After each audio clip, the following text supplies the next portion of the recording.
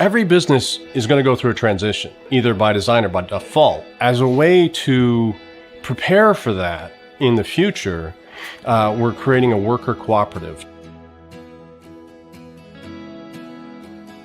While I'm not going anywhere, and I really want to stress that for our customers and our employee team, we're creating this worker co-op to take Ward Lumber into the future beyond me. You know, I'm fourth generation. We've been here for 130 some odd years, and I don't want to be the one to end Ward Lumber.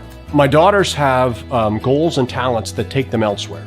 So I talked with them before embarking on this and asked how they felt about Ward Lumber changing. There's some sadness, you know, there's a lot of emotions that go along with this, but they're definitely on board. 2 or 3 years ago, Jay came to us and said, would it be something that you guys would want to continue? That way the business wouldn't need to be sold off. Here we are 3 years later, and it happened. It was just an idea, and then it just flourished. It's quite amazing, to be honest. Employee ownership is important to me because it gives us a chance to keep Ward Lumber in the Ward Lumber family. It might not always be in the Ward family, but we have a culture, we have a way of doing things, and we want to keep that moving forward, and employee ownership is the way to achieve that. It's a team feeling that, because everybody has a little more stake in the game. People are going to work harder and with each other.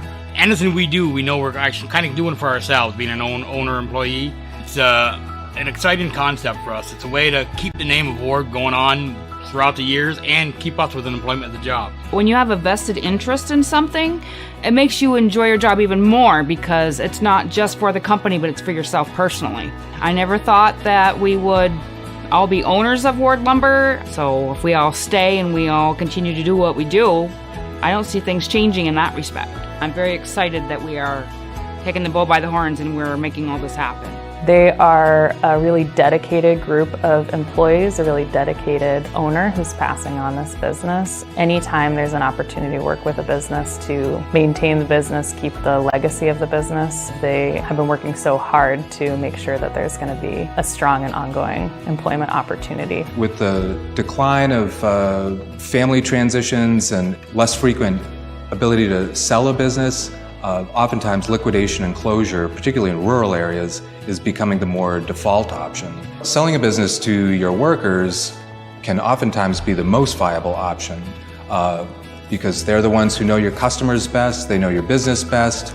With equity vested in the workforce through ownership, it gives these workers the opportunity to control their jobs and to control their futures in a way that was never possible before. They have the ability to build wealth through ownership. It's the American dream in action. This is unlike anything else that's happened in the North Country at this scale with this many jobs that are going to be retained in our community.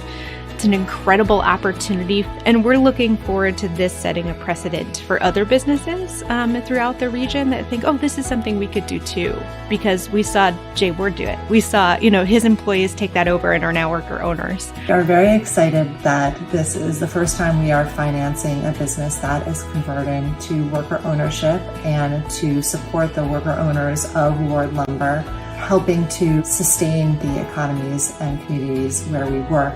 Ward Lumber is the first in the North Country. The employees are actually making history by signing and taking over this 130-year-old business and keeping it in these two communities of Malone and Jay. This project here with Ward Lumber was a huge collaboration between different people, whether it's Jay Ward, of course, for having the idea and the leadership, and then having ANCA, CDI, ESD, multiple lenders come together and kind of all support this one project to bring it to fruition. By having the employees become owners, not only did we potentially help save and retain 50 some jobs, it's 50 families that get to stay in the region.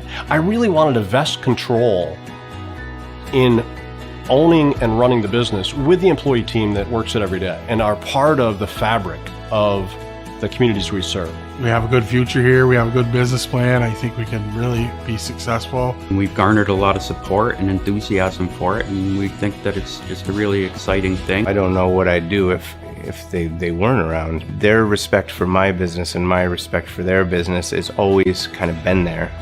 And it's this understanding, and we all do better together.